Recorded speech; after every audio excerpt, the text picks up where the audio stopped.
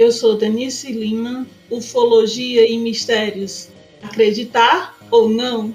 Meu nome é Diego e vou usar um chavão bem conhecido aqui, a verdade está lá fora, né? Meu nome é Edson Boaventura Júnior. Eu não quero acreditar, eu quero pesquisar. Eu sou o Elson e todas as mentiras levam à verdade.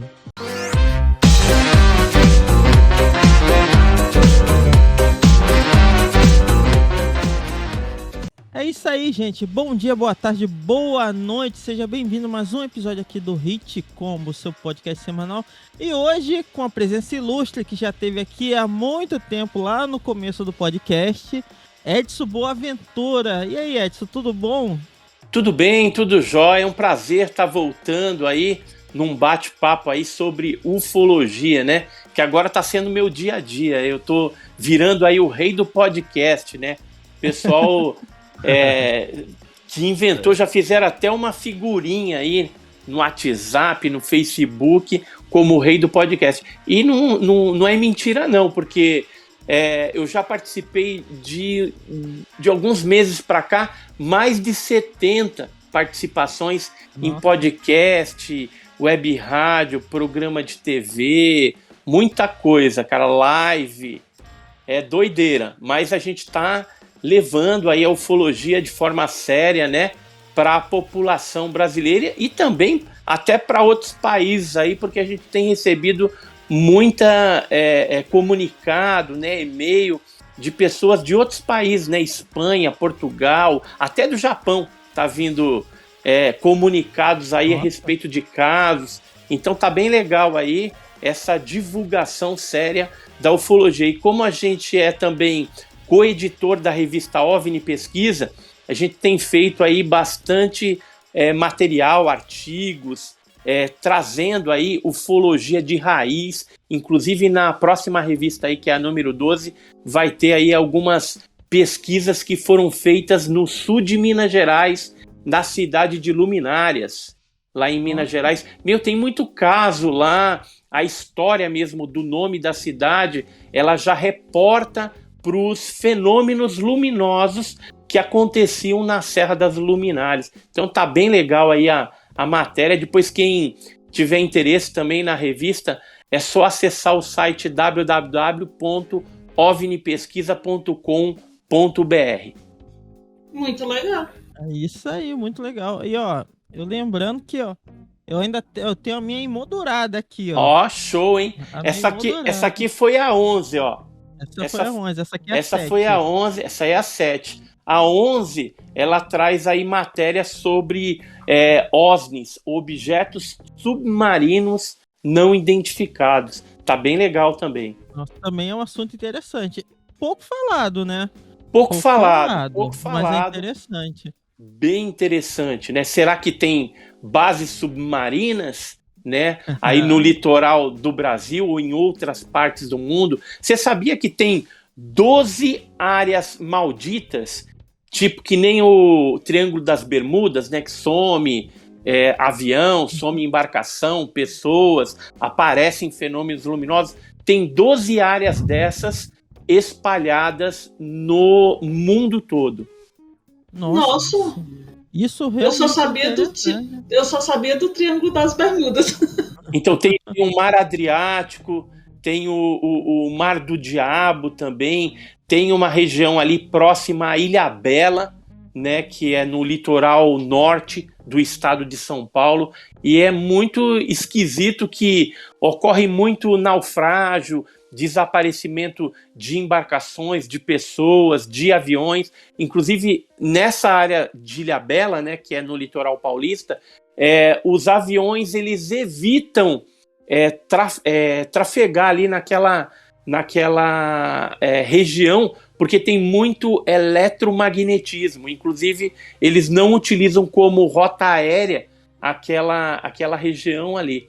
E ali é uma região que tem já de longa data casos ufológicos, né, abduções que ocorreram ali, históricas. Por exemplo, em São Sebastião, que é do lado de Ilhabela, teve o caso João Freitas Guimarães, que foi um caso da década de 50, 56, onde esse advogado de direito ele teria sido levado para dentro da nave, deu uma voltinha, depois deixaram ele de novo, e os seres prometeram voltar um ano depois, e se acredita que aconteceu, só que o João Freitas não foi para lá, porque como ele divulgou tudo isso na imprensa, o coronel Coqueiro, que era da Força Aérea Brasileira naquela época, falou: olha, cara, se eu fosse você eu não ia, porque eu vou ter uns caças lá para esperar esse disco voador. E aí, o que aconteceu? Na data marcada, esse objeto apareceu na zona norte ali da Ilhabela, na parte ali de Castelhanos, deu um voo ali, um sobrevoo, foi visto por várias pessoas, inclusive pessoas que deram depoimento na época, a TV Tupi, né? Na televisão era preto e branco ainda naquela época, e o João Freitas Guimarães, ele acabou não indo, ele até depois eu conversei com ele em 1985, e aí ele explicou que tinha acontecido o falecimento de um parente também, e aí ele não pôde comparecer, embora houvesse a recomendação militar da Força Aérea para que ele não fosse, né? Mas os objetos apareceram lá. É um caso sui generis, né, dentro da ufologia, onde os seres prometeram voltar e na data marcada eles estavam lá. Nossa, Incrível. Isso é realmente intrigante, né? Eu tenho uma... Antes eu vou fazer umas perguntas. Eu vou Sim. primeiro passar para Denise, porque eu acho que a minha é um pouquinho mais o que está acontecendo no mundo hoje, né? Porque ao contrário do que se acredita, que exista menos casos hoje, mas não, é o contrário. Existe alguns relatos... Aumentou. E, assim, é uma coisa um pouco abafada. Mas isso a gente já vai falar já. Eu vou deixar aqui com a minha amiga Denise, que tá aqui, toda produzida, né? Conseguiu entender. E aí, Denise, tudo bom? Tudo, Elcio, e você? Tudo bem. Manda ver. Então, Edson, no meu caso, eu já pude testemunhar até alguns fatos, assim, também, eu já vi coisas estranhas, mas, assim, eu queria saber qual o caso, assim, que mais te intrigou, o caso que mais te chamou a atenção, assim, eu sei que existem vários relatos pelo mundo todo, mas, assim, o que foi mais intrigante, assim? Olha, o mais intrigante é quando você tá na cena do crime, ou seja, você vai lá para fazer vigília, alguma coisa, de repente o fenômeno tá ali diante de você e você troca sinais de lanterna, percebe que existe algum tipo de inteligência dentro daqueles objetos voadores não identificados, né? Então, esse seria, assim, o caso que chamou mais atenção. Agora, dos casos pesquisados, né, brasileiros, eu diria aí que o caso que aconteceu em Cláudio, na cidade mineira, né, Cláudio, Minas Gerais, ele traz aí um contexto de interação entre os policiais militares com o objeto voador não identificado, sendo que eles fotografaram, e uma outra interação durante a perseguição a dois seres luminosos que apareceram lá. Tudo isso está nos relatórios oficiais da Polícia Militar. Alguma coisa foi abafada, foi escondida, né? As fotografias foram copiadas pela Força Aérea também, lá de Belo Horizonte, e depois eles apagaram ainda o chip. Ainda bem que o Cabo Rabelo da polícia tinha guardado umas cópias e hoje a gente tem acesso a esse material. Então, o caso de Cláudio, ele não está encerrado ainda, tem muita coisa ainda para se descobrir, mas foi uma onda que aconteceu em novembro de 2008, 2008 ou 2009, agora a cabeça aqui falhou. Deixa eu ver, foi 2009. Deixa eu ver aqui, eu devo ter esse relatório. Achei. 2000. Ó, esse aqui é o relatório da Polícia Militar. Nossa, E aqui ele tem a data, aí fica mais fácil. É 2008. Então, ele foi... É um caso recente, né? É um caso recente, 2008, tá aqui assinado, né, pelos militares aí que participaram. E o que eles falam aqui nessa parte do assunto do relatório? Fenômeno observado no céu da cidade de Cláudio e perseguição a 2 seres estranhos vistos no canavial da cidade, né? Então, parte do material a gente já conseguiu, tem muita coisa que a Polícia Militar está escondendo ainda, mas eu acredito que a riqueza e essa interação que teve entre os policiais militares, os terrestres e os tripulantes dos OVNIs é algo que deve trazer algumas respostas e algumas implicações no futuro. Mesmo porque alguns desses militares ainda estão na ativa, então seriam proibidos aí até de tocar no assunto, de falar alguma coisa.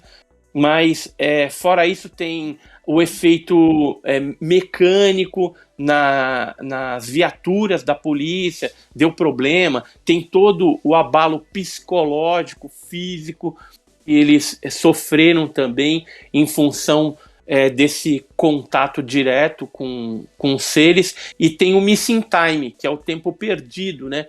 Eles imaginavam que toda a perseguição teria durado uns 40 minutos e ao final tinha passado de 2, quase 3 horas, né? E quando eles deram por si, eles estavam voltando para a delegacia, não lembra nem como que voltou, o que aconteceu. Então foi algo bem estranho. O caso Varginha também foi um caso que me intriga até hoje.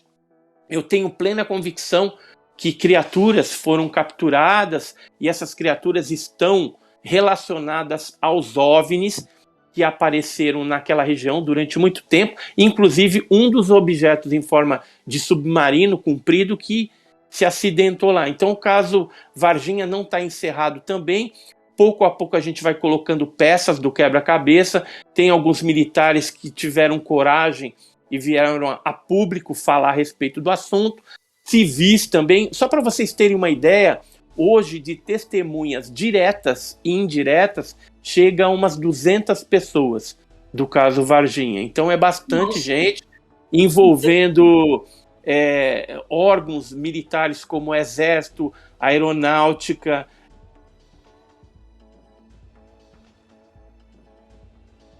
a Marinha, Varginha, militares americanos da USAF, da Força Aérea Norte-Americana.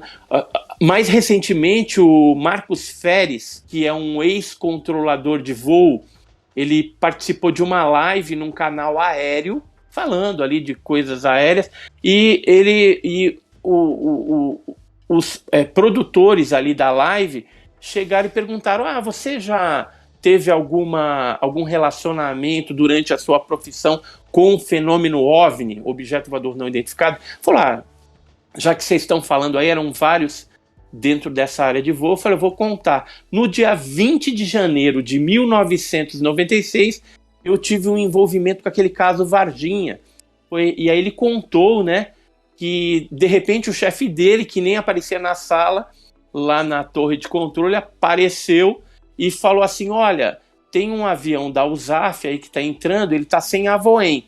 O avoem é aquele autorização para aeronaves militares estrangeiras entrarem no Brasil. Isso tem que ser pedido com tempo de antecedência. Se eu não me engano, são 72 horas.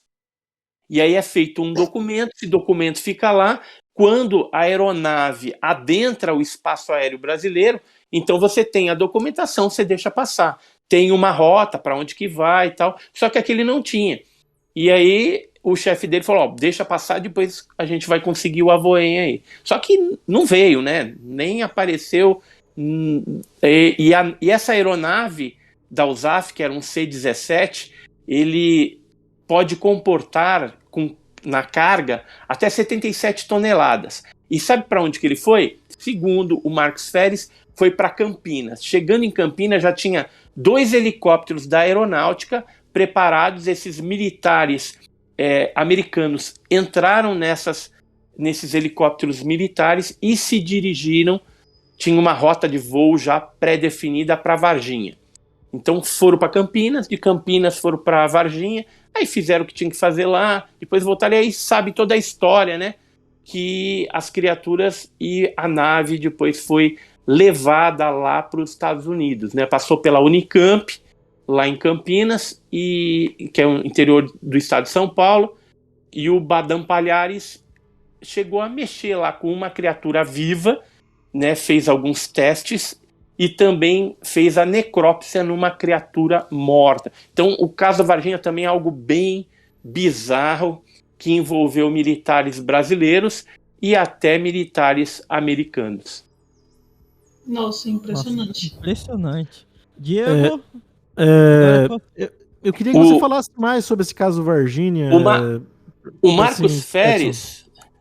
Então, o Marcos Feres, nessa revista aqui na 11, a gente chegou a colocar algumas testemunhas. Esse aqui é o Marcos Feres, ó. Esse aqui é o Marcos Feres. E a gente colocou algumas outras testemunhas, né, que acrescentaram aí mais informações. Por exemplo, tem aqui o Fábio Furtado, que viu a nave. No comecinho aqui da matéria a gente fala a respeito também do Ricardo Brum, que é esse daqui, ele é um radialista. Ele chegou a ver também algumas luzes. Oi? Sabe a pergunta que eu tenho para você, Edson? É o seguinte, assim, que tem a versão oficial, né, que é o que fala na mídia, assim. Eu queria saber de você, assim, se ainda dá pra gente, tipo assim, porque foi investigado, segundo as pessoas dizem na época, né, foi investigado. Eu era criança ainda, mas eu lembro bem.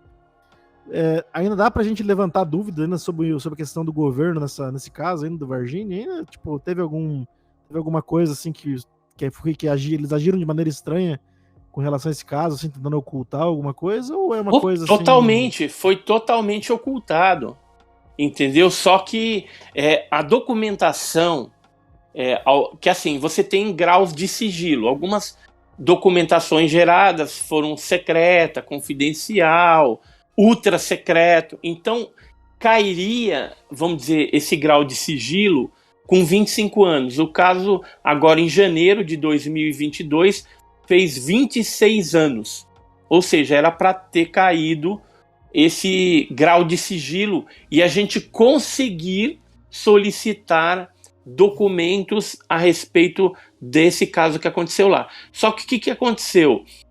Algum tempo antes de chegar a esses 25 anos, o Exército criou uns artigos impossibilitando a gente de ter acesso a esses documentos. Eu sei que está rolando uns processos aí contra o Exército Brasileiro para ver se consegue liberar alguns desses documentos aí, e eles estão fazendo corpo duro aí para não liberar de jeito nenhum, porque tem algumas atas, algumas coisas que vai estar escrito detalhes do transporte dessas criaturas e da nave também para os Estados Unidos.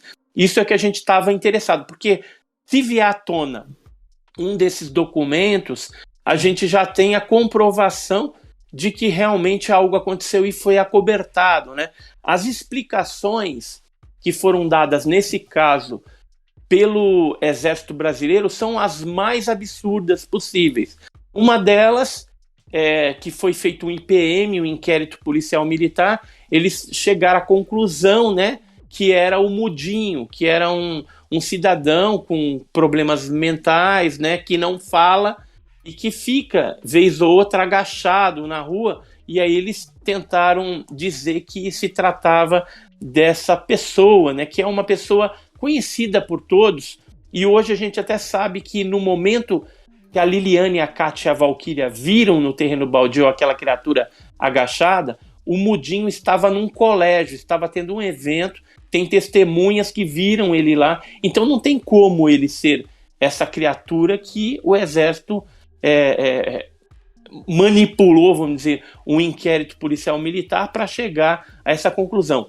Algum tempo depois da revelação da conclusão desse inquérito, um outro major do Exército foi interpelado por uma equipe de TV, se não me falha a memória, argentina, que fez um documentário, estava fazendo ali um documentário sobre Varginha, e esse major, que é o Major Causa, ele deu uma explicação dizendo que as duas criaturas que foram mencionadas, né, que seriam os ETs lá, na verdade eram um casal de anões e a anã estava grávida, então o caminhão do exército, aquele de tropa de lona camuflada, parou para dar carona, porque estava chovendo muito, então eles deram uma carona para esse casal de anões grávidos para levar eles até o hospital. E aí isso gerou, né, toda aquela história das criaturas que foram levadas para o hospital regional ali de Varginha, né? Então veja que a cada momento, tem momentos que o exército falou que não capturou coisa nenhuma, né? Então a gente sabe que realmente eles estão mentindo, ocultando os fatos, né? Porque outros militares que tiveram participação direta no caso Varginha disseram que sim, que pegaram alguma coisa. Se aquilo é ET ou tem alguma coisa, aí é outra conversa. Mas que eram seres estranhos, não tinham uma tipologia biológica conhecida com o que a gente está acostumado, né? Caramba, interessante. Então, até porque... Peraí, vai lá. Só pegando aqui uma ideia que me veio, como ele falou dos documentos aí, me veio a questão, porque mesmo lá nos Estados Unidos, né, tem a questão que ocultam as provas, né? Eu assisti até um documentário recente que fala sobre os casos que aconteceram, inclusive na Amazônia. Sim. E eles falam que muita coisa fica abafada nesses documentos, né? E como tem o caso Roswell também, né? E aqui no Brasil é um dos países que se fala, que se cogita que se fosse para existir alguma vida que seria mais fácil de ser aberta essa questão ou não. Aí eu queria perguntar para você o que você acha na sua visão, se aqui no Brasil seria mais aberto assim essa questão ou se teria uma certa censura. Olha, eu acredito que o brasileiro, por colaborar nesses assuntos com o governo americano desde longa data, o governo americano ele já adota o acobertamento, isso desde a década de 40, do caso Roswell e tal. Então, os brasileiros também seguem a mesma linha. Não sei se é um procedimento que foi adotado e convencionado pelos próprios brasileiros ou se motivados por esse intercâmbio, essa amizade dentro desse assunto com os americanos. E quando eu falo isso, por exemplo, a gente conseguiu recentemente alguns documentos da embaixada americana no Brasil da década de 60. Então são alguns faques, né, aerogramas do Departamento de Defesa, né, da CIA, do DIA, que falam a respeito de casos ufológicos que ocorreram no Brasil, inclusive num desses daqui, de 1966, 66, ele fala, esse telegrama aqui, ó, ele fala a respeito de uma queda de um OVNI que aconteceu entre Curitiba e São Paulo, e que uma base da aeronáutica lá de Curitiba teria resgatado essa nave, esse OVNI, e depois foi encaminhado tudo isso para São José dos Campos, para o DCTA, o CTA, e lá foi feito provavelmente algum trâmite, onde na documentação norte-americana eles falam que depois foi encaminhado de São José dos Campos para a NASA, né?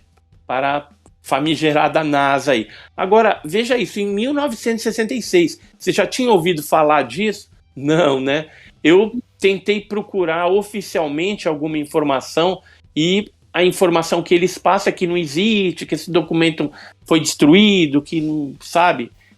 Na verdade não foi, está aí em algum lugar, né? E como envolve OVNI e houve naquela época um encaminhamento para os Estados Unidos, então provavelmente eles pediram o sigilo, mas agora com a Lei de Liberdade de Informação norte-americana, isso está vindo à tona. É que nem Varginha, a gente sabe que foi para lá. Daqui uns anos vai vir à tona também nos arquivos oficiais norte-americanos esse caso aí que aconteceu no Brasil. Eu não tenho dúvida disso, mas aqui no Brasil é muito difícil a gente conseguir esses documentos. E não é só esse documento que tem não, tá?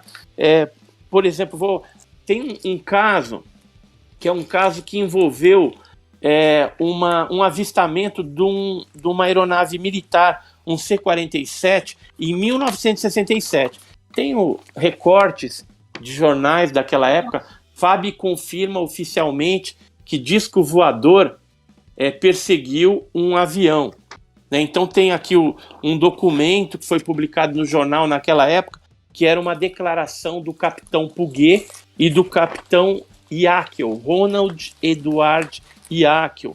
Esse militar, ele chegou à patente de brigadeiro. E deixa eu ver se eu tenho a foto dele aqui. Eu tive com ele no apartamento dele, lá em Brasília. E esse senhor daqui é o Ronald Edward Yakel, brigadeiro Yakel. E ele me confirmou que realmente o avião deles, o C-47, foi perseguido. Ao longo dos anos, eu consegui uma cópia de um documento da Força Aérea Brasileira que relata, que conta essa perseguição, esse avistamento. O objeto saía de uma asa, ia para outra. Isso na região de Porto Alegre, base aérea de Canoas. Esse C-47 estava indo para lá. Agora, a gente está falando de americano, certo? Agora eu vou chegar no ponto X da questão.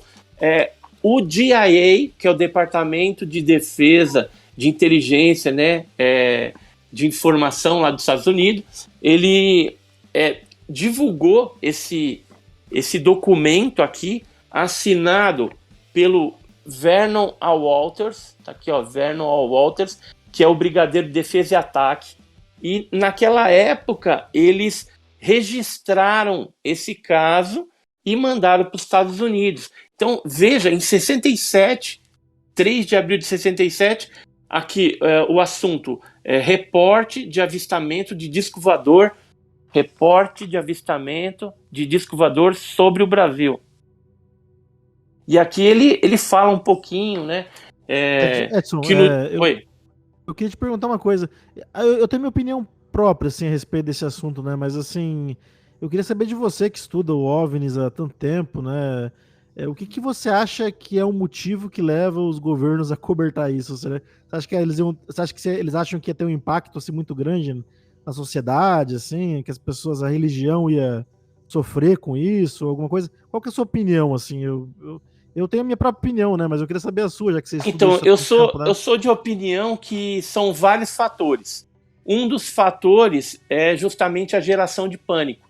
Então, eles não querem, né, ter um pânico generalizado em torno desse assunto, mas o motivo principal é a obtenção da tecnologia desses OVNIs para que eles utilizem isso em discos voadores terrestres, algum tipo de tecnologia espacial ou dentro da medicina ou bélica para dominar outros países. E como fazer isso? Você pega lá o disco voador capturado, inclusive como o Brasil manda para os Estados Unidos, eles devem ter mais condições de analisar isso através de um processo de engenharia reversa, construir alguma coisa. Eu sei que é difícil fazer esse tipo de coisa, mas não é impossível, porque a gente tem aí físicos, químicos, engenheiros bem brilhantes, né, que são recrutados aí pelo Pentágono, pela Área 51,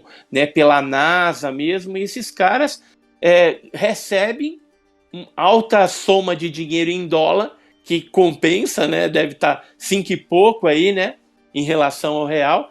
E fora isso, eles têm toda a regalia, só que em troca eles têm que manter o sigilo a respeito daquilo.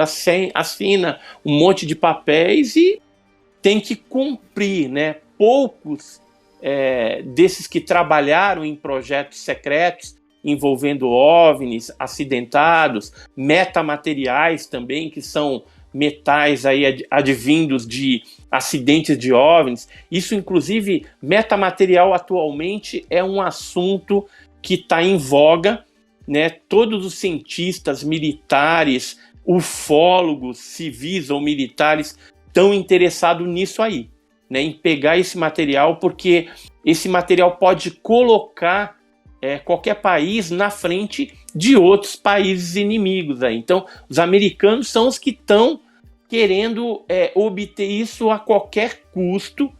A gente tem documentos liberados, por exemplo, pelo FOIA. Em 2015 foi liberado um documento que falava que o Robert Bigelow, do Bigelow Aerospace, ele é um civil, mas bilionário, que trabalha já há anos dentro dessa área espacial, né? Então ele ajuda.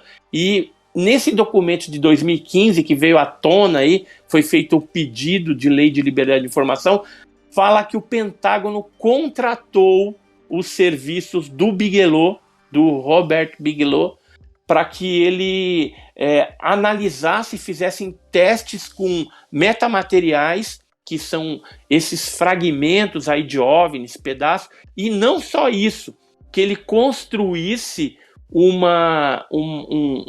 bunker, vamos dizer assim, um armazenamento, um galpão para armazenar esse tipo de material, né? Já que você está falando de metamaterial, Edson, você tinha uma questão lá de Ubatuba, né? Que você estava até pegando dinheiro do pessoal da internet, fazendo Isso, a gente chegou a fazer.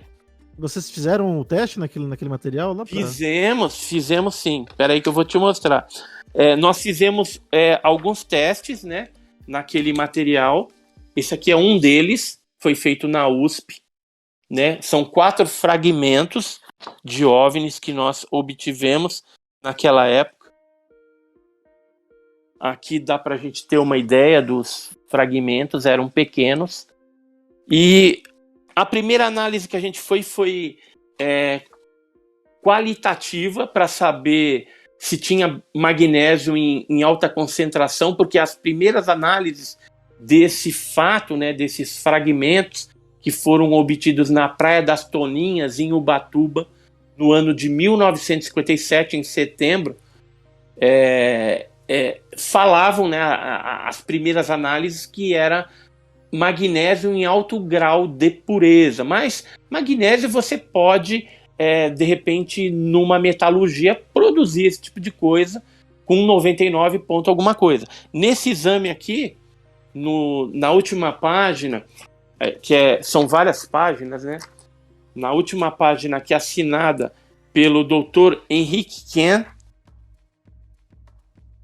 e também pela doutora Maria Manuela Tassinari, que é pesquisadora lá da USP, eles falam que os estudos efetuados indicam que os fragmentos são constituídos basicamente por magnésio, teores de até 99,3, com inclusões compostas preferencialmente por MgO, que é óxido de magnésio, magnésio enferrujado, provavelmente como caiu na praia, né? Naquela região que tem bastante salinidade, o material deve ter oxidado. Mas isso poderia ser feito num laboratório? Poderia hoje. Naquela época, quando aconteceu o fato, havia 6 casas de caiçaras ali e alguns turistas que vinham eventualmente passar final de semana, feriados, ali na região norte do litoral paulista, né? Então alugava ali um espaço, montava a barraquinha e passava o dia ali na praia pescando, né? Bebendo, comendo, fazendo churrasco.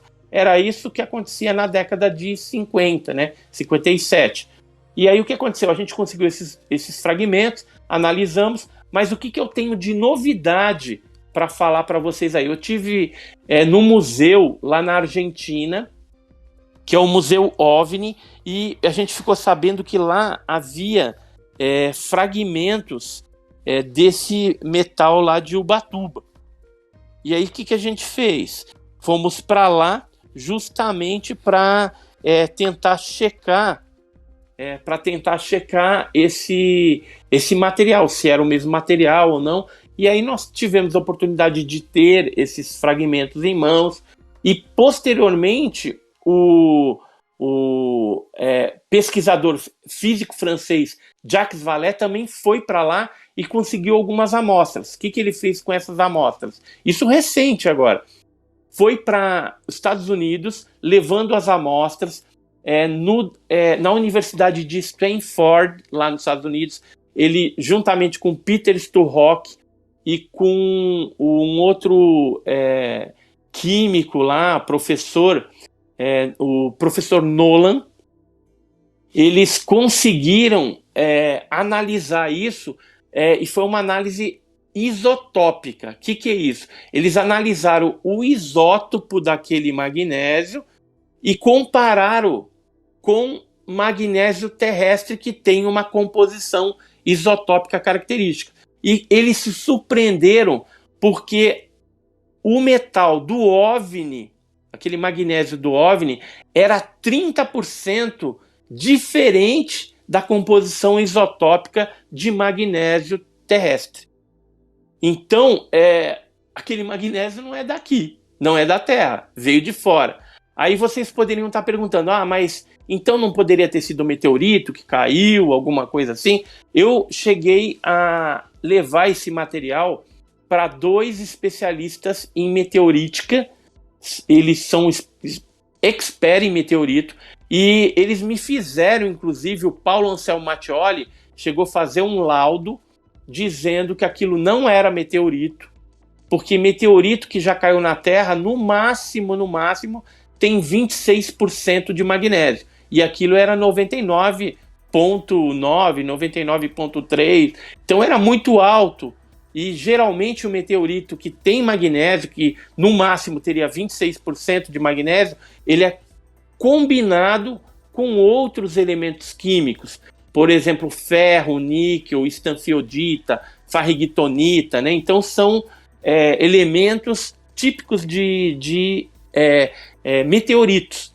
E os meteoritos, eles têm uma formação na sua estrutura característica, o que não foi visualizado nas amostras do OVNI que explodiu em Ubatuba.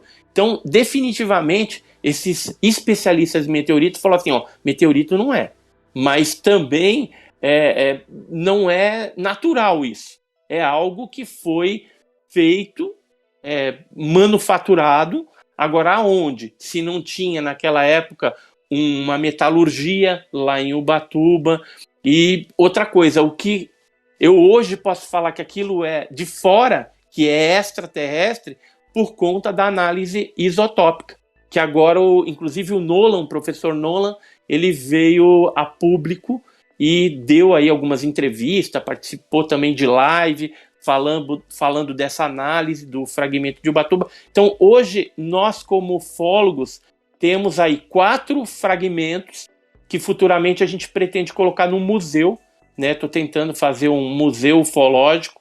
Não só isso, a gente tem uma série de outras coisas interessantes, mas a gente não tem grana para montar esse museu. A gente tem o que colocar lá.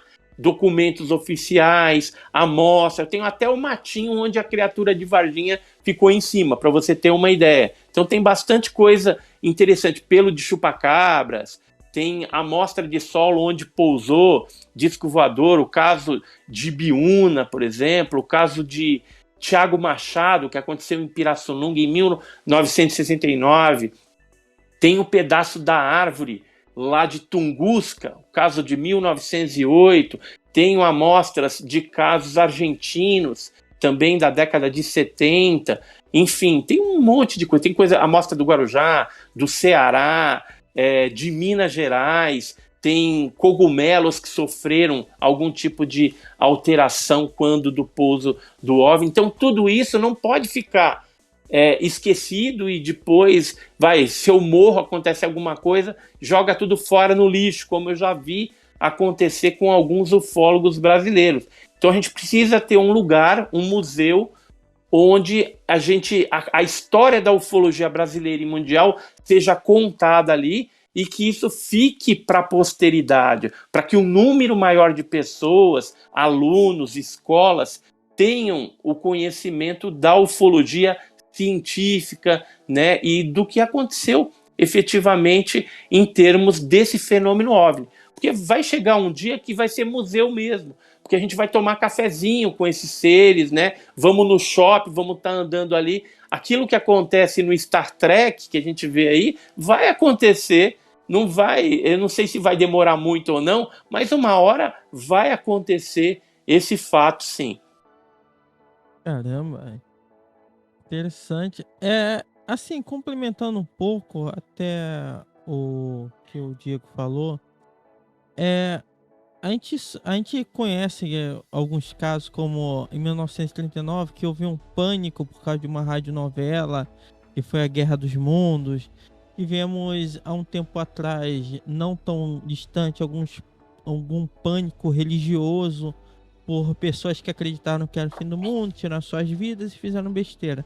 Você acredita que esse ocultamento tenha relação com esse pânico em geral, talvez das pessoas não saberem lidar com o que está acontecendo ali, com as informações diretas, por isso talvez o governo tenha algo nesse sentido? Porque eu vejo que, apesar de muita gente, por exemplo, fazer chacota, não existe OVNI, não sei o quê, mas na verdade o que impera mais é um medo de algo desconhecido. Você acredita nesse pânico geral? Olha, eu acredito que hoje, analisando o que a imprensa tem divulgado a respeito do assunto, o pessoal está mais preparado, ou seja, talvez se pousar um disco voador num centro vai ter um corre-corre ali, que é normal, né? Porque você, quando fica frente a frente com um desconhecido, bate o medo mesmo e perna pra que te quero, né? Mas o pessoal, ele está mais preparado para assimilar esse tipo de fenômeno. E eu acredito que não vai demorar muito para algum governo divulgar isso. Se a gente for ver o que aconteceu na Guerra Fria, os Estados Unidos, né, correu para ser o primeiro a alcançar o nosso satélite, que é a Lua, né? Ou seja, pousar lá em 1969. Então teve a Guerra Fria ali, né, entre Rússia e Estados Unidos. Isso continua ocorrendo e eu fico pensando aqui, quem que vai divulgar, assim, primeiramente, que o fenômeno ufológico é real e que ele é extraterrestre? Será que vai ser os americanos, os russos ou os chineses, né? Que os chineses agora estão entrando nesse esquema. E tem os japoneses também que já estão né, tirando as barbinhas de molho e já estão fazendo algumas coisas por aí, né? Então a gente percebe que pânico talvez não ocorra mais, né? Mas a gente tem que ter uma preocupação, né? E isso os militares, o pessoal que analisa esse tipo de coisa já devem ter pensado nisso também. O que pode ocorrer são convulsões dentro das áreas religiosas.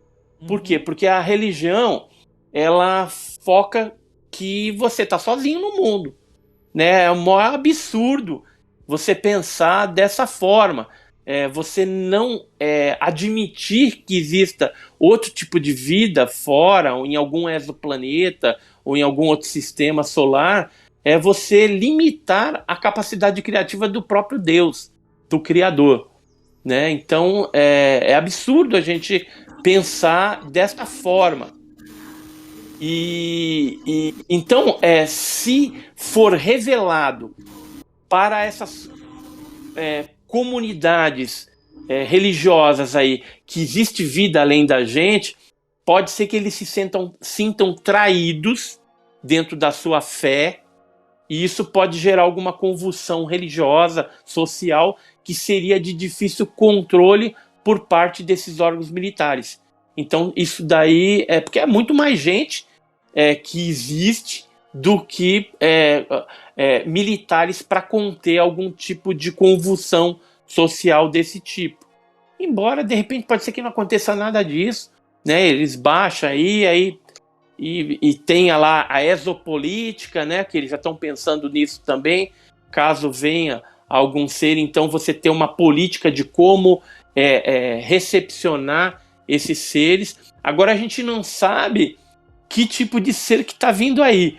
Se for que nem aconteceu com os indígenas no passado, o homem branco chegando nas tribos indígenas e que houve dizimaram, vamos dizer assim, praticamente aldeias até inteiras, né? Ou parcialmente, por conta das doenças, né? Dos vírus, das bactérias que não eram conhecidas por aquelas populações indígenas. Então imagina vindo alguma coisa interplanetária de fora, totalmente diferente. Qual vai ser o impacto disso? As doenças mesmo, que podem vir aí e acabar dizimando o planeta. E a gente não sabe se esses seres também possam ser predadores, né? Se forem predadores da raça humana, aí nós estamos lascados, né? Então, por isso que a Inglaterra e os Estados Unidos, eles já criaram lá uma frota espacial, estão treinando o pessoal, caso ocorra alguma coisa desse tipo, eles estão preparados para atuar. Embora eu acredito que a nossa tecnologia, em termos de bloquear esse tipo de ameaça, é você imaginar um leão e uma formiguinha, entendeu? Então, a gente é bem impotente em relação a eles. E esse negócio de invasão, de ser predador, se eles quisessem fazer isso, já tinham feito há muito mais tempo, quando a gente tinha um poder bélico bem inferior, né? Vamos dizer assim, que hoje a gente tem bomba atômica, tem bomba de nêutron, tem bomba disso, bomba daquilo, e aí a gente pode fazer um estrago, não só no nosso planeta, mas também em outras dimensões. Se a gente for considerar que esses seres, pelo menos uma parte deles, teoricamente venham de outras dimensões, como alguns pesquisadores ufólogos acreditam, que eles seriam interdimensionais, poderia afetar uma bomba atômica que exploda aqui, vai afetar o nosso planeta e as outras dimensões também. Caramba, que interessante.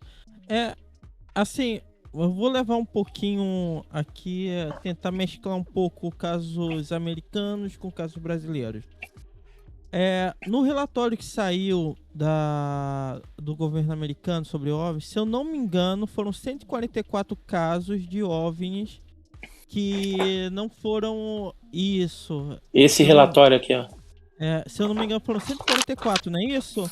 Foram 144, sendo que um deles foi classificado como balão. Isso. Então são 143. Então, é uma amostra insignificante. Você acha que só tem 140 e poucos casos de OVNI? É ridículo. Não. É ridículo.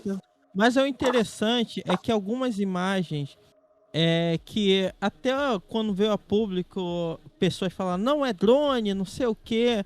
Tipo assim, só que quem conhece tecnologia de drone sabe que aquilo não é um drone. Não tem como. Né? Eu mesmo falo, porque eu faço drone modelismo, eu entendo um pouco disso e não tem como ser. E houve esse ocultamento. Aqui no Brasil, que mistura um pouco dos casos ufológicos com um pouco de fé, né? A gente tem muito, que até é uma coincidência hoje com um pouco da guerra que está acontecendo na Ucrânia, coisa e tal, aparecendo coisas nesse sentido, que a gente tem avistamentos. Aqui no Brasil, a gente já tem esses casos já bem aflorados há muito tempo, e sempre foi dito que o Brasil seria privilegiado por não só avistamento de OVNI, mas o contato direto, né? Varginha, apesar de ser, vamos dizer, o mais conhecido, ele talvez não seja o mais icônico, né? A gente tem lá da Amazônia, eu vi que você até fez um Tem a documentário Operação Terra da Prato, né? Beleza, a Tem a Operação Operação Prato, Prato, isso, tem a Noite Oficial dos OVNIs, ao maio de noite 86, tem esses casos tem até bem o caso interessantes. da máscara de chumbo, que também associam a isso. Sim. Mas por que o Brasil seria tão alvo assim, tão privilegiado? Olha, eu acredito que por conta da grande porção territorial que nós ocupamos, né? Então, a gente tem aí uma riqueza, não só em termos de minérios, né? De pedras preciosas também, de nióbio, areia monazítica, que poderia chamar a atenção desses seres. Fora isso, a gente tem uma costa, né, muito grande, litorânea, e alguns desses locais já foi falado que poderia haver uma base submarina desses objetos, já que nessas regiões litorâneas ocorre muito o avistamento do OSNI, que é o objeto submarino não identificado, que é aquele objeto que entra dentro da água, sai, né, que é visto por pescadores, por turistas, pelos moradores das regiões aí litorâneas, não só litorâneas, mas também ribeirinhas, né?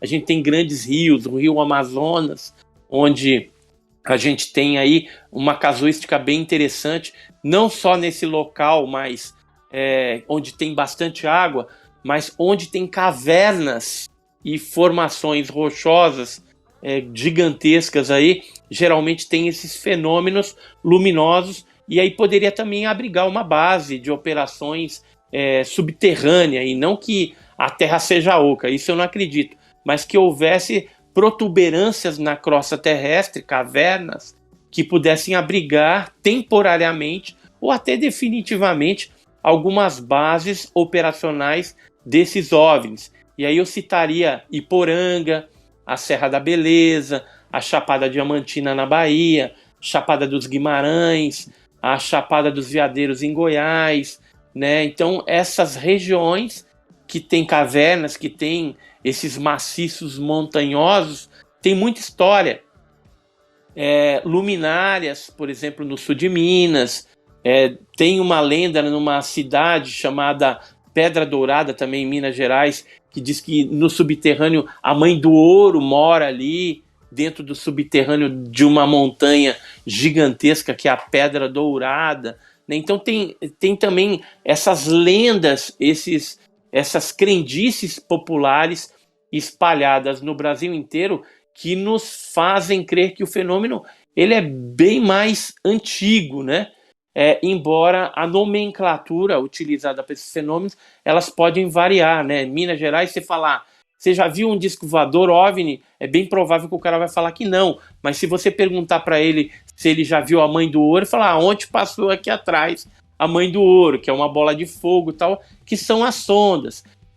No Piauí você tem o aparelho, em Pernambuco você tem a tocha ou o foguete. Então cada região ela tem uma nomenclatura. Na época da Operação Prato, eles chamavam de chupa-chupa ou luz vampira, né? Então cada um traz aí um contexto folclórico para esse fenômeno. Então o Brasil ele traz aí uma bagagem desde a década de 40 sobre esse fenômeno ufológico, embora o fenômeno ufológico seja anterior. Então tem pinturas rupestres no Brasil que mostram discos, que mostram seres com capacete. Você tem, por exemplo, jornais antigos que falam de fenômenos celestes, que se você analisar a característica, são fenômenos ufológicos. Então eu consegui alguns jornais de 1925, 1800, 1700, que falam de seres e falam de objetos. Esse aqui é um de 1939, você estava falando aí da guerra, né, da invasão de Marte, aquele negócio do Wells, né, do Orson Welles. E Guerra esse aqui, Guerra dos Mundos, e esse daqui é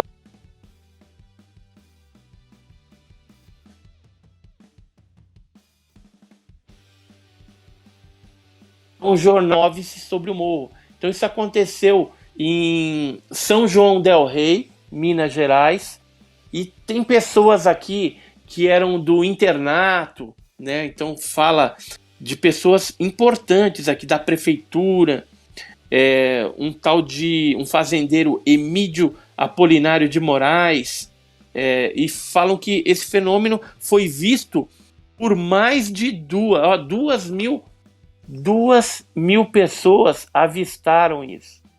Naquela época, 1939, não se conhecia nem a terminologia disco voador, OVNI, nada disso. Por isso que eles colocavam luz misteriosa lá. Então era um objeto que ficava fazendo evolução. Os taxistas lá, eu tive lá entrevistando algumas pessoas, disse que os taxistas ganharam muita grana para levar o pessoal lá que ia em romaria lá para ver essa luz colorida que ficava fazendo evoluções lá no morro. Muito, muito interessante demonstrar que o Brasil ele já chama a atenção dos OVNIs já há muito tempo. Nossa. Então, você citou o Ceará, e é aqui justamente onde eu moro. Eu já avistei dois fenômenos assim que eu fiquei bem intrigada. Um era um branco que se movia em linha reta rapidamente, não tinha como ser avião, e um outro era como se fosse uma nave preta fininha com luzes laranjas e fazia movimento circular. Então, assim, como aqui também tem uma área que tem uma serra, tem vários fósseis de dinossauros, de peixes, de tudo, então sempre dizem que aqui pode ser uma área que é visitada, que aqui é chamada região do Cariri. Qual que é a cidade aí que você está?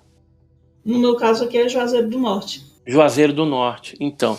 Tem muito caso aí para essa região, realmente. E no Ceará também tem Quixadá, né? Que é uma cidade onde muitas pessoas lá já viram e tiveram contato com o fenômeno. Não só os objetos, mas também os tripulantes. Eu tô para ir esse ano para Quixadá, para quero ir em Canindé, Quixadá, algumas cidades aí, fazer algumas pesquisas no estado aí do Ceará, porque tem muito caso, tem muita coisa interessante que já aconteceu por essas paragens aí. E o pessoal teme, né, principalmente na zona rural do Ceará, o fenômeno do aparelho, né, que vem e segue as pessoas. Às vezes o cara tá no cavalo ou tá andando ali na estradinha de terra e o negócio vem para cima. Aí o cara corre pro meio do mato, se fura tudo nos mandacarus aí, nos espinheiros, se lasca todinho, entendeu? Mas consegue fugir da luz, né? Alguns, às vezes, acaba sendo queimado, sente o corpo esquentar. Então, é muito temido esse tipo de fenômeno, principalmente aí na zona rural do Ceará. Não só o Ceará, mas o Nordeste tem muitos casos interessantíssimos. Aqui na minha região também dizem que tem bastante avistamento. Eu morei aqui quase minha vida toda, né, Edson? E eu também já vi OVNIs também, já assim, só que foram poucas vezes, né? E aqui tem a Conscienciologia, eles falam que estudam, né, esses fenômenos também, porque eles têm... Você tá em que região? Eu sou de Foz do Iguaçu. Foz do Iguaçu, no Paraná. Aí tem bastante também. Sim. E eu também eu nunca estudei, assim, mas eu queria te perguntar uma coisa, assim, que eu tenho curiosidade de perguntar para quem estuda ufologia, né? Eu já assisti vários documentários sobre o Máscaras de Chumbo, né? Você acha que tem alguma relevância para ufologia mesmo, ou é uma coisa, assim, meio forçada? Olha, assim, eu assim, não tem como você afirmar que poderia estar relacionado ao fenômeno UFO. Pode e não pode. Pode ter sido uma grande coincidência também. Porque, assim, na noite anterior da morte dos técnicos lá de eletrônica e tal, ele foi visto próximo ali ao Morro do Vintém, por uma família, um objeto voador não identificado. Tanto é que o Jacques Vallée, que é aquele físico francês, ele subiu o Morro do Vintém, ele escreveu isso no livro dele, chamado Confrontos.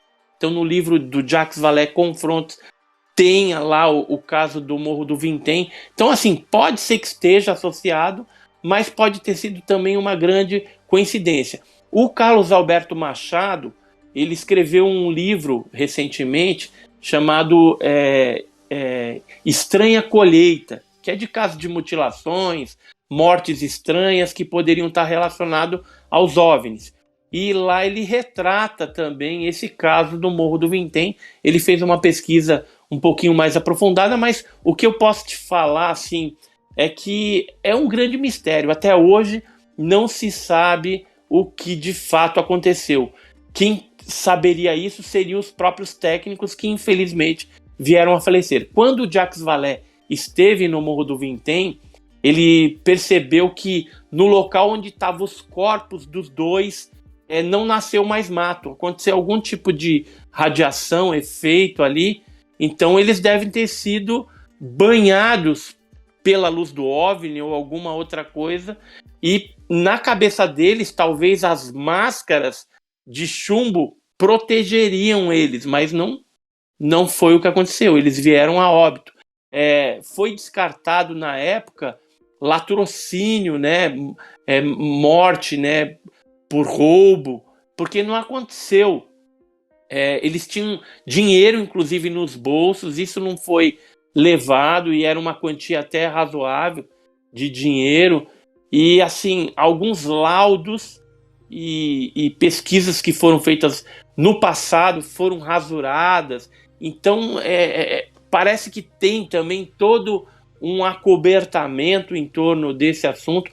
A grande verdade é que eu penso que talvez a gente nunca saiba o que aconteceu ali. Vai permanecer o mistério como permanece até os dias atuais. O que eu acho interessante assim, foi o que o Padre Quevedo falou a respeito deles, né? Ele disse que eles possivelmente estavam tentando fazer algum tipo de contato, mas ele não sabe dizer nem que religião que eles participavam, que eles estavam querendo estabelecer esse contato, e que eles teriam ingerido um pouquinho de veneno pra, tipo assim, sabe? Aquela questão de transcender, de estar bem quase próximo da morte. É uma coisa bem então, confusa, mas assim, se ele tivesse tomado algum tipo de veneno, teria dado no exame toxicológico, né? No exame de corpo de delito que teria sido feito nos cadáveres ali, né? E isso não apareceu. Então, tinha assim, água magnesiana, isso eu lembro, e tinha uns bilhetes que ele falava assim, tomar não sei o que, ingerir as cápsulas tal horário. Então tinha todo um procedimento para aquilo que eles estavam ali esperando. Não sei se era o contato com essa nave aí que foi vista, inclusive lá, mas deu errado alguma coisa.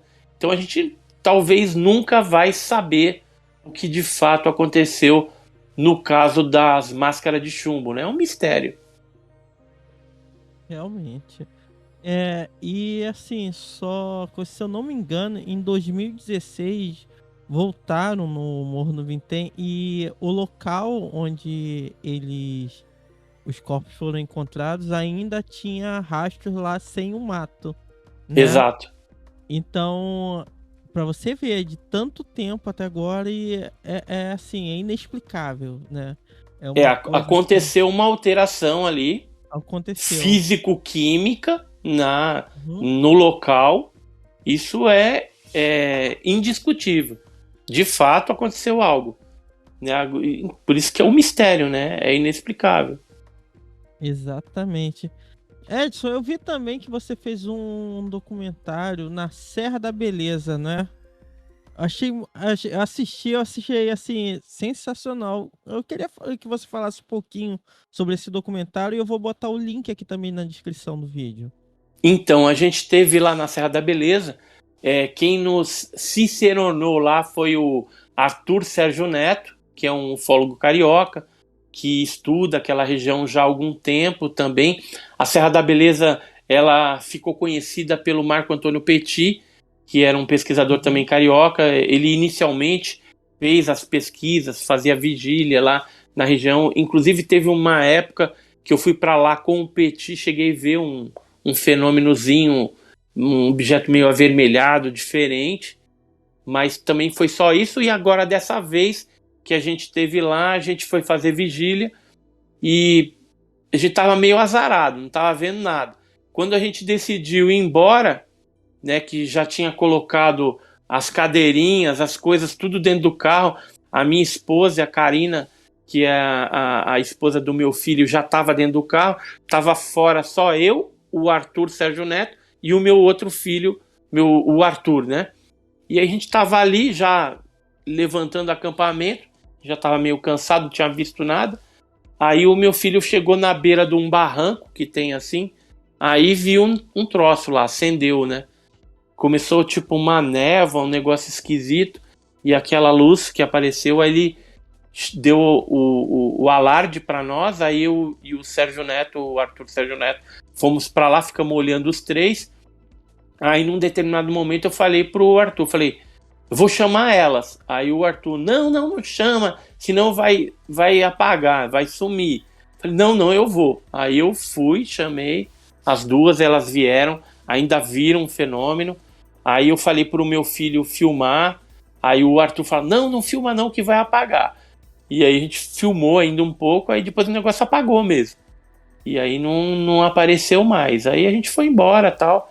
E então essa viagem de pesquisa, onde a gente coletou vários casos de testemunhas lá que viram um fenômeno de perto, a gente, durante a vigília também, onde nós ficamos lá na Serra da Beleza, a gente teve a oportunidade de ver, né, o fenômeno ali acontecendo. Provavelmente uma sonda, né, ufológica, pelo que eu já vi, era uma espécie de sonda que estava ali e deu o seu ar da graça para a gente não ir embora ali sem ter um avistamento, alguma coisa desse tipo. Então foi bem bacana.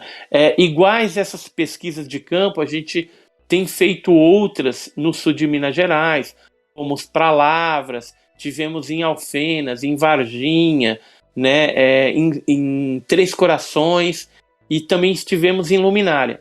Tá para sair no meu canal, no canal Enigmas e Mistérios, um outro documentário também que a gente está fazendo sobre a cidade de Luminárias. Lá a gente ficou 2 dias, e em 2 dias a gente coletou uns 10 casos, 10 depoimentos, então é muita coisa. Nossa.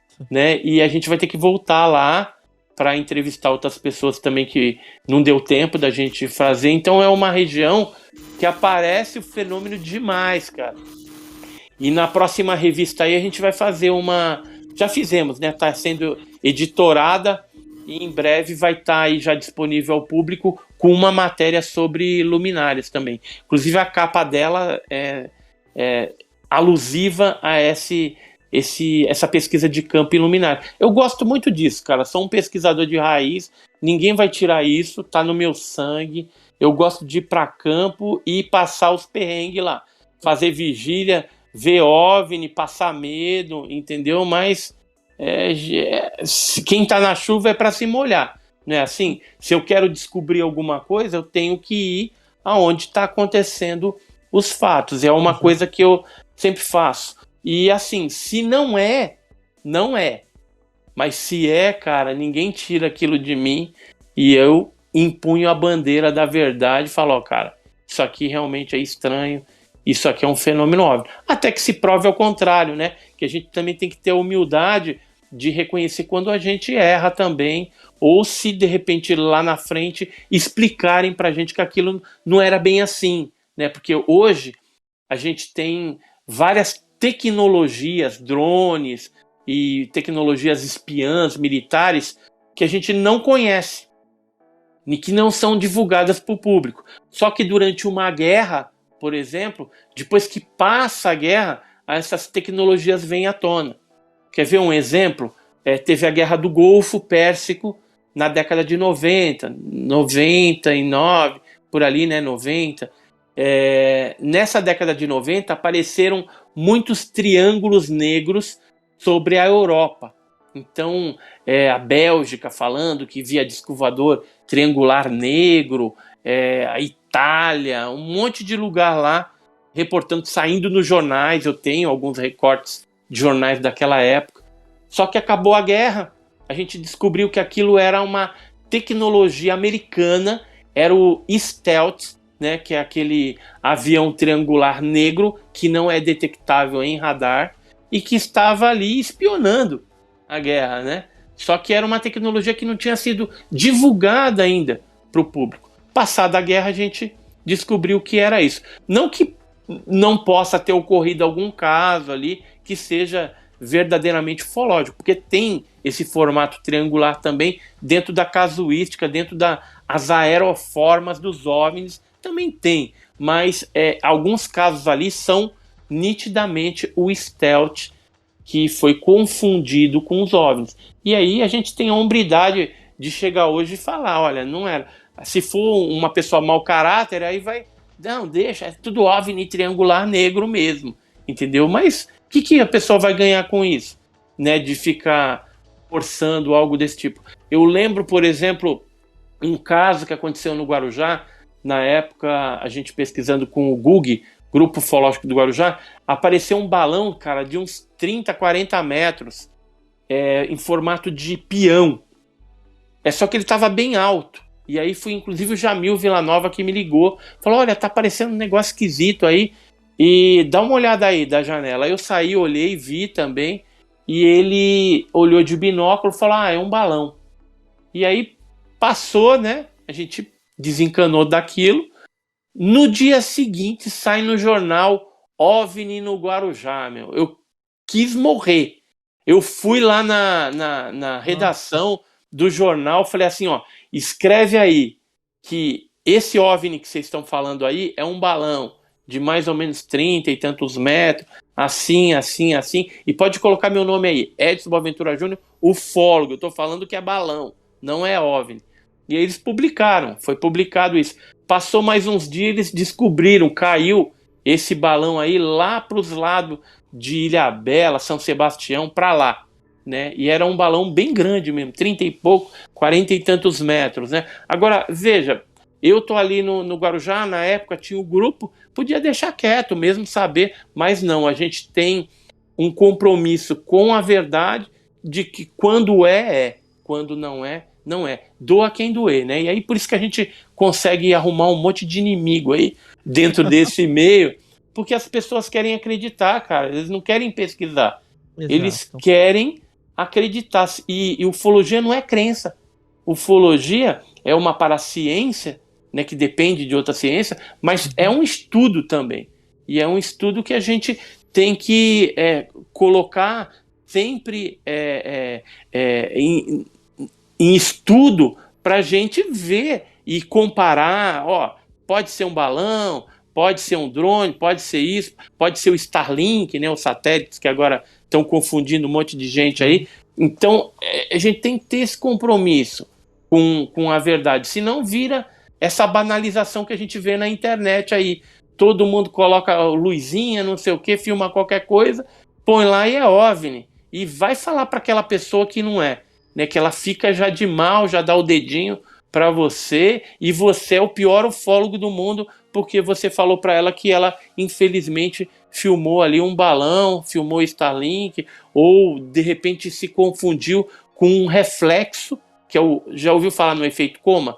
Reflexo dentro da lente do equipamento que ela usou para filmar, seja celular, seja filmadora, e às vezes acontece aquela projeção de uma fonte de luz forte, o sol, a lua, um poste de luz, e aquilo reflete dentro e aparece uma luzinha, às vezes verde, né? E aí a pessoa tira a foto do pôr do sol, de não sei o quê, e depois, apareceu um negocinho aqui, eu não vi, mas é um OVNI, né?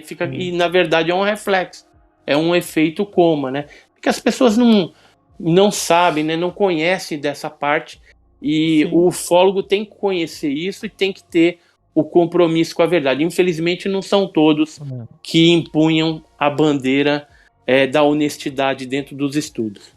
Eu vi um caso desse, deu até uma matéria da Record que o fotógrafo tirou uma foto no alto de um prédio, numa sala, e viu o que supostamente era OVNIs, né? Só que a própria matéria mostrou para ele que na verdade era o reflexo das luminárias que estavam atrás dele. Isso, porque ele tirou a foto através da janela. Isso, e aí estava refletindo. Isso acontece muito. Primeira coisa que eu pergunto para a pessoa quando eu desconfio, falo assim, olha, a janela estava fechada, estava aberta, como é que estava? Né? E aí, mesmo que a pessoa fale assim, não, estava aberta. Eu falo, então faz o seguinte, eu quero que você vá no mesmo horário, feche a janela e tire a foto, para ver se tem algum tipo de reflexo. E aí, eu falo para ela tirar uma foto sem acender as luzes e depois acender as luzes, né? Ou então até me filmar o ambiente, que às vezes a gente já saca logo o que causou aquele efeito de reflexo ali. É muito comum, né? Agora, se a pessoa vê o OVNI ali na frente, fazendo evolução e fotografa, aí é diferente. Agora, se ela não viu nada, aí eu já fico com a pulga atrás da orelha. Eu falei, pode ser alguma coisa de reflexo ou alguma outra explicação. Antes de passar para Denise, eu tenho que dizer que assim, eu admiro muito o seu trabalho porque eu acho que leva muita coragem para fazer isso.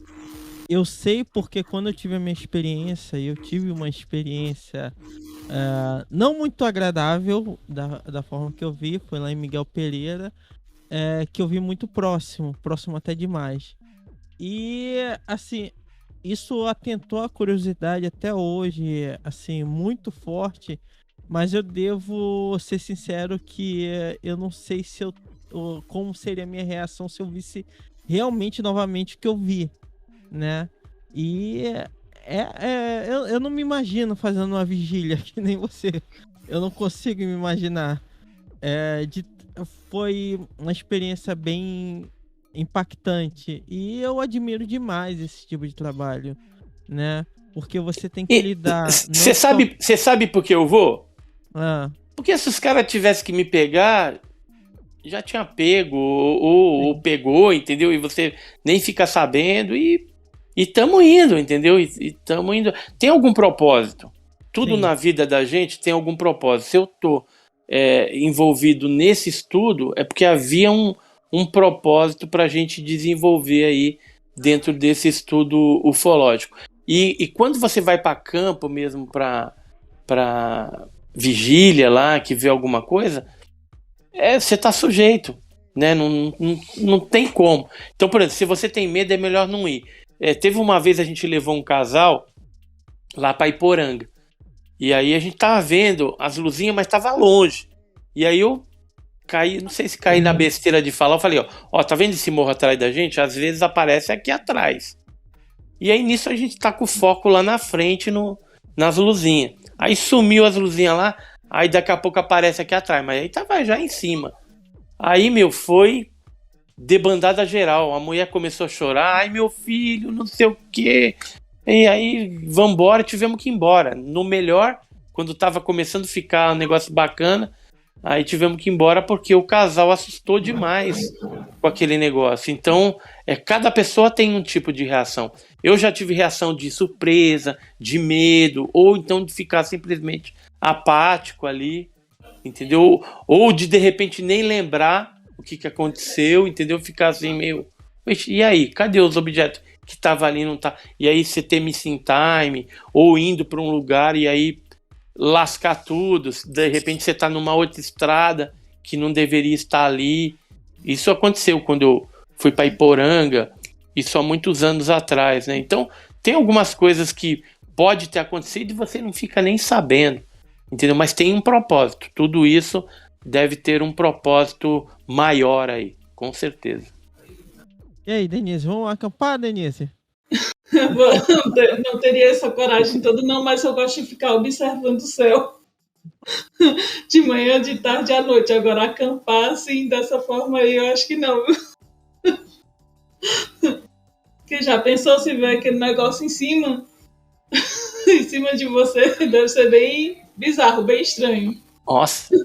Ó, teve um colega meu, o Fábio Avolio, né? Ele era do grupo Vega. Ele foi com o grupo dele lá para Iporanga, esse mesmo lugar que a gente ia. A gente era doido. Ele era mais doido ainda, levou a equipe dele. Ele conta, né, que um objeto saiu assim do vale e ficou dando rasante. Imagina, toda a equipe dele entrou dentro de um carro. Ficou todo mundo que nem numa lata de sardinha, morrendo de medo e o objeto dando rasante ali. Conclusão, voltaram para São Paulo, acabou o grupo. Porque ninguém mais queria saber de pesquisar a OVNI, porque o susto, né, e o terror foi demais. Agora, o Fábio, ele continua. Tanto é que ele fala, Edson, quando você for lá para Iporanga, me chama que eu tô dentro. Eu vou.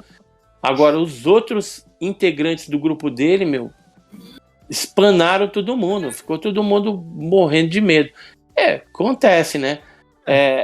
Isso quando é um fenômeno autêntico e fica ali, né? Agora, tem os casos também de engraçados, e um desses aconteceu comigo, de a gente chegar já tarde da noite num determinado lugar para fazer vigília. Eu não aconselho isso para as pessoas, porque o ideal é você chegar cedo, ver todo o local, né? Onde você tá, se tem casa, se tem estrada, se tem isso. Fazer um apanhado geral do local ali onde você tá. Só que nesse dia não deu tempo, chegamos no local, já montamos ali a barraquinha e começamos já na vigília. E era ali noite, de repente tinha uma estrada próxima, a gente viu que passou um pessoal de bicicleta e até cumprimentou a gente, né? Provavelmente era um pessoal que estava vindo da igreja da cidade e indo para suas casas. E passou mais um tempo, de repente no meio do mato, onde não tinha nada, acende uma luz, né? Aquela névoa, aquela luz, de repente abre uma porta e aí um serzinho baixinho. Aí, já começou todo mundo, ai, meu filho, não sei o que, pensando que já ia acontecer a abdução, tudo ali, né? Só que aí o Jamil, né, pegou o binóculo novamente, com sangue frio dele, olhou e falou, seus bestas, é uma casa.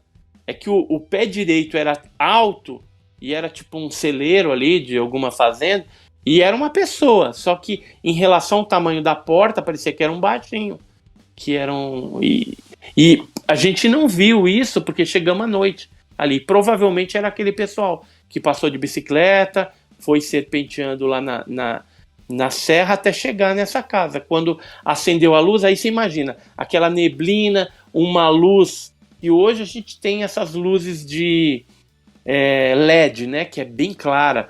Mas antigamente, nessa região mais de zona rural tal, o pessoal usava aquelas lâmpadas com bulbo ainda, meio amarelada, incandescente e meio amarela, né? Aquelas lâmpadas antigas. Então aquilo, era o próprio ET ali, né? Era o filme.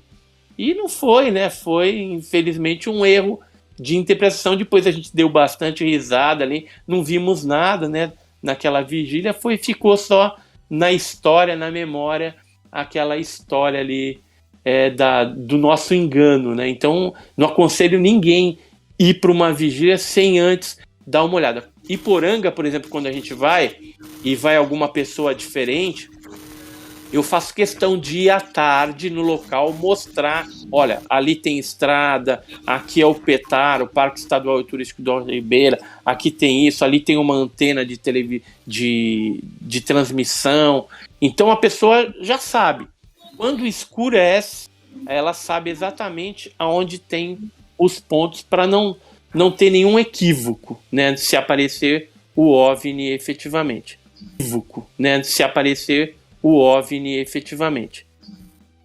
Edson, é verdade, existe uma questão, tá bom, é meio da conspiração, digamos assim, que falam que existem seres entre nós.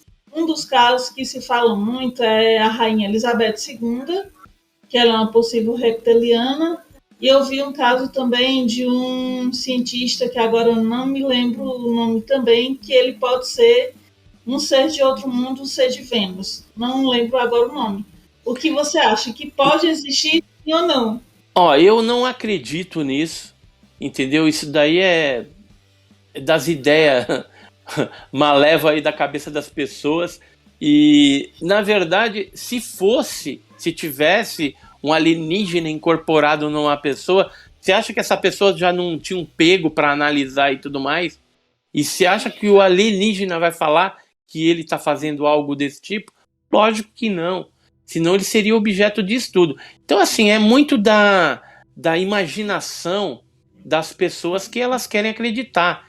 Então dá algum defeito ali na câmera, aí já fala que o olho virou porque ela é uma reptiliana, né? E às vezes foi um problema da câmera, isso acontece em alguns casos também. E aí esses reptilianos só ficam em gente famosa, só a rainha da Inglaterra, só o Barack Obama, que nem só esses caras assim, o Zé Mané ali da esquina, não acontece. Então assim, tem muita coisa que as pessoas querem acreditar mesmo e fica acreditando nessas fantasias. E algumas pessoas inescrupulosas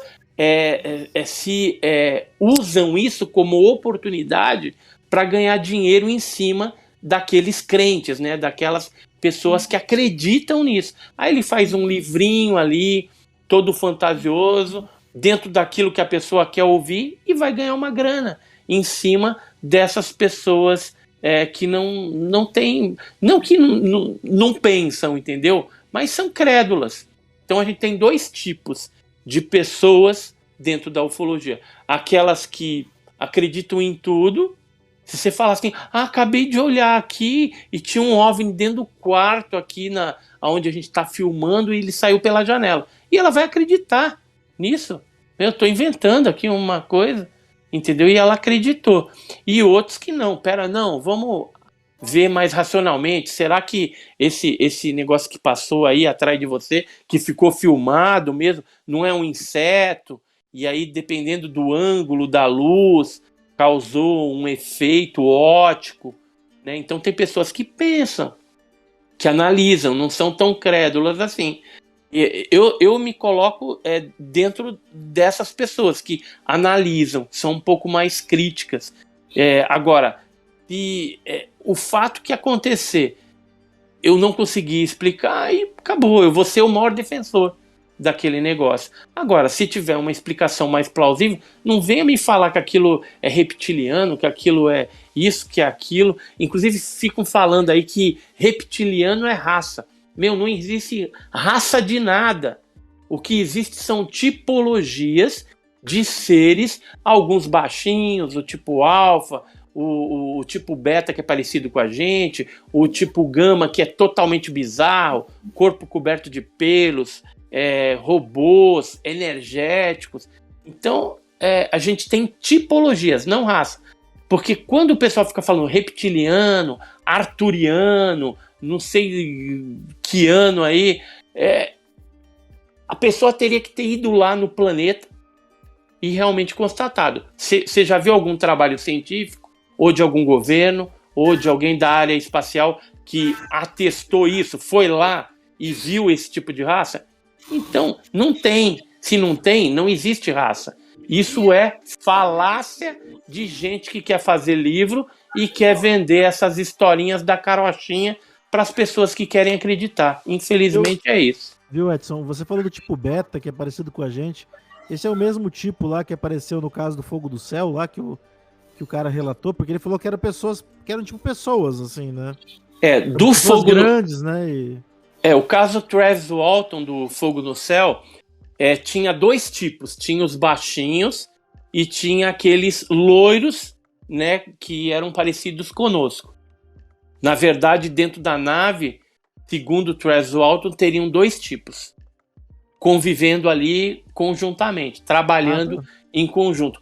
Outros abduzidos já relataram também seres diferentes, de tipologias diferentes, convivendo junto ali ou trabalhando em conjunto. O que a gente percebe, né, nesses casos é que os baixinhos parece que são mais operacionais e esses loiros são tipo ali os que mandam, né? Tipo o chefe fala, vai lá, faz isso, faz aquilo. E os baixinhos são mais subservientes a esses loiros aí, que parece o comandante da nave e tal. Por isso que o pessoal fala, né? Que é o comandante, que é isso, que é aquilo. Mas isso também não se prova nada. É tudo especulação, né? Não tem como provar algo desse tipo. Agora, que existem tipos, que existem tripulantes de OVNIs que estão aí atuando no meio da gente, entra dentro de casa, abduz, né? E aparece com nave, sem nave, visita de dormitório à noite, o cara fica lá com a paralisia do sono. Isso ocorre. Tem um monte de casos no mundo todo e esses fenômenos estão ocorrendo com as pessoas aí. As pessoas geralmente ficam meio desorientadas, mas depois segue a vida normalmente, né? Às vezes fica com marca, queimadura, né? Sangra o nariz, às vezes tomam um implante, né? Colocam algum tipo de microsistema na pessoa por um tempo, depois vêm e retiram. Então, assim, isso está acontecendo. Por que está acontecendo isso? Deve ser algo semelhante ao que a gente faz com os animais. A gente não marca lá o animal, não coloca sensor na baleia, no golfinho, né?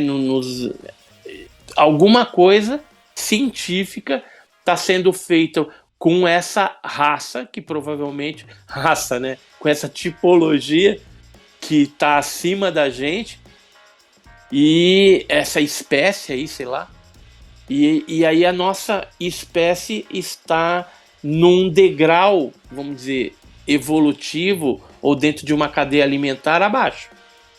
Porque a gente fica pensando que a gente está acima da cadeia alimentar. Dos animais, sim, a gente está. Mas será que não tem algo acima da gente? Porque os animais, eles não percebem que a gente é ruim para eles, né? Porque você cria lá a galinha, faz o galinheiro, dá milho para ela, né? Cuida direitinho. O que elas vão... É que tem algum tipo de percepção. Mas acho que tem até um pouco de instinto, né? Não sei se tem inteligência. Mas elas percebem que aparentemente a gente somos bons para elas porque facilitamos a vida dela, né? Só que a hora que ela vai para a panela, aí que ela vai saber exatamente qual que era a nossa intenção. A mesma coisa a vaquinha ali, né? Vira churrasco depois, picanha e tudo mais. E esses seres também devem estar fazendo a mesma coisa. O Charles Fortes, que escreveu o livro dos Danados, ele falava assim, que alguém nos pesca. Alguém nos pesca. Então o peixe não sabe de quem está pescando ele. Ele cai que nem um patinho, vai lá na minhoca, na isca e pega e depois vai para a panela. E a gente é a mesma coisa. Alguém está acima de nós, nessa cadeia aí universal, civilizatória, sabe lá o que é, e a gente não tem essa percepção clara do que está acontecendo, mas está acontecendo. É bem a teoria do pesquisador, né? Que quando o cientista entra num campo onde não tem ação humana, ele tenta mexer o menos o possível naquele ecossistema para não interferir. Então acredita-se também que seja mais ou menos isso, o campo de pesquisa, a Terra, algo do tipo, uma civilização que ainda está atrasada, que não pode ser mexida até o ponto certo, né? Tem essa linha de raciocínio, não é isso? Justamente, é bem por aí. É isso aí. Bom, gente, estamos chegando no nosso horário. Eu tenho que agradecer muito, porque Edson Boaventura sempre dá um show aqui no Ritcomo, e agora o rei dos podcasts também, né? Eu vi, participou do Flow, participou de vários podcasts e, assim, sempre surpreendente, tratando com muita seriedade, entendendo, e também passando pra gente que é leigo, né? Entender um pouco mais do assunto, que é muito interessante. E eu tenho que agradecer também meus amigos aqui do Ritcomo, que sem eles isso aqui não é nada, a Denise e o Diego. Vou deixar a palavrinha com eles aí e vão encerrando. Denise, é com você. Então, Edson, super obrigada pela participação e por alguns esclarecimentos, porque assim, a gente como é leigo não entende, às vezes a gente tem algum avistamento e não sabe exatamente o que é também. Então, super interessante o que você falou, esclareceu muita coisa. E também eu queria falar também, obrigada Diego, ao Elson. E também, galera, quem puder dar uma passadinha lá na minha página, no Cine Série Play, curte lá, que sempre tem uma dica de filme lá. E é isso aí, galera. Valeu. Então, obrigado, Edson. Gostei muito, né? Eu sempre gosto de conversar com as pessoas sobre esses assuntos, assim, porque já me aconteceu comigo, então, assim, eu me sinto envolvido um pouco, sabe? Embora eu não participe, assim, né, dos encontros, essas coisas, né? É que nem você falou, eu também sou meio cético, assim, eu gosto da coisa bem estudada, assim, sabe? Não gosto de me envolver num nível, assim, de achar, não, tudo é verdade, sabe? Então, mas eu gosto, acho interessante. Obrigado por ter participado aí com a gente e obrigado, Elson e, né, Denise.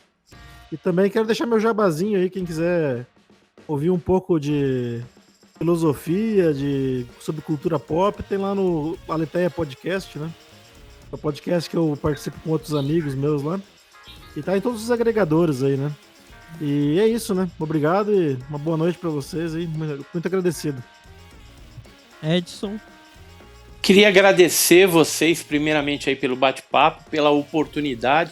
Quando quiser lá na frente, só me chamar de novo, a gente vem aí, continua o bate-papo, porque esse papo é interminável, né? E queria deixar um recado para vocês. Se você quer saber um pouco mais a respeito da ufologia, entra no meu canal Enigmas e Mistérios. A gente conseguiu chegar nos 100 mil inscritos, ganhamos uma plaquinha lá do YouTube. Estamos super felizes. Na verdade, já está 108 mil, eu vi hoje. Está subindo assim astronomicamente, mas isso por causa da aceitação e da credibilidade que a gente está colocando, né, esse estudo da ufologia aí. E lá tem bastante vídeo, lá, bastante informação para você se aprofundar nesses temas. E também na revista OVNI Pesquisa, quem quiser, depois você deixa aí nas descrições, www.ovnipesquisa.com.br. Quem quiser saber um pouquinho mais, a gente tem vários artigos, matérias bem interessantes aí e sérias sobre o fenômeno OVNI. Então entra lá e prestigia o nosso trabalho também. Fora isso, tem os livros, né, que eu já editei, Alienígenas no Passado do Brasil, OVNI Arquivos Militares, o caso Ibiúna aí, e estou escrevendo outros livros aí que em breve deve chegar para vocês aí, inclusive o livro de Varginha aí sobre a minha ótica. Então vai ser algo bem bacana, bem interessante e agregador aí, neste caso mineiro e clássico da ufologia brasileira. Então, muito obrigado aí para vocês aí e conta comigo, tamo junto. É isso aí. Lembrando que o link vai estar aqui na descrição, tanto no YouTube quanto no Spotify. E, mais uma vez, muito obrigado. Foi demais. A revista, eu sei que ela é fantástica. Adoro a revista. E é isso aí, galera. Até mais e valeu! Tchau, galera.